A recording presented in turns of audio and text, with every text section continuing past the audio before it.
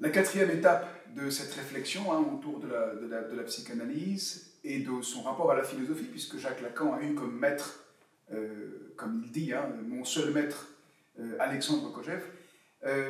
La quatrième étape consiste à se rendre compte que chez Alexandre Kojève lui-même, l'anthropologie est tout sauf seulement et unilatéralement adossée à cette lutte à mort pour la reconnaissance. Elle est centrale, cette lutte à mort pour la reconnaissance, qui accorde donc une place tout à fait décisive aux hommes mâles.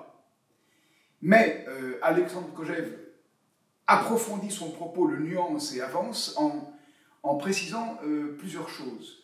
D'une part, il dit que la naissance du langage tient sans doute, lors de cette fameuse lutte à mort pour la reconnaissance entre deux représentants mâles de l'espèce Homo sapiens, tient sans doute à un cri qui serait une première prière, la première prière de l'humanité, un cri suppliant que celui qui est au bord de vaincre dans la lutte à mort pour la reconnaissance ne tue pas l'autre. Et l'autre étant, Kojève fait l'hypothèse, l'autre étant le compagnon de la femelle devenant femme du fait du cri qu'elle pousse, qui précisément, le compagnon de la femelle qui crie.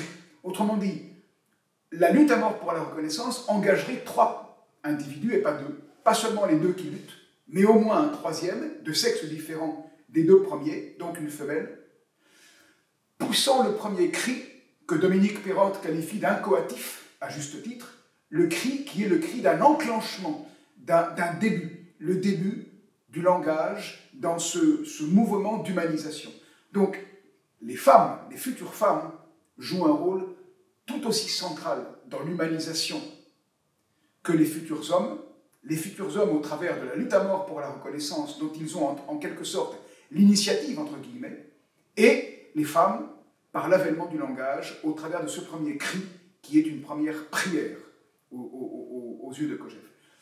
Ceci n'est pas encore publié, c'est encore dans les manuscrits d'Alexandre Kojève, mais c'est bien présent. Deuxième chose, Kojève dit ultérieurement que peut-être, du fait des technologies, à l'avenir, les sexualités pourraient bien disparaître, qui est encore une autre manière d'aborder la sexualité.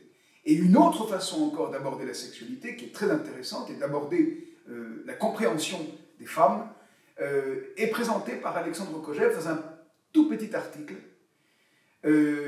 à l'occasion de la parution des deux premiers livres de Françoise Sagan, Un certain sourire et Bonjour tristesse. Et dans ce petit article, Kojève dit la fin de l'histoire, la réalisation de l'histoire, c'est l'égalisation des conditions, en particulier d'existence des femmes et des hommes. Et il dit que cette très très jeune fille, Françoise Sagan, au travers de ses livres, en témoigne éminemment.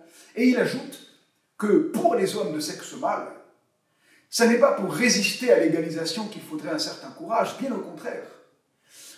Ça serait pour reconnaître et s'incliner qu'il faudrait un certain courage, qu'il faudra un certain courage. Autrement dit, le courage mâle, viril, initial, qui passe par la lutte à mort pour la reconnaissance, devient au cours du temps le courage mâle de reconnaître que une prétendue supériorité, en quelque sorte, des mâles sur les femelles ou des hommes sur les femmes, s'estompe, disparaît, du fait même de l'humanisation qui passe par l'histoire de l'humanité.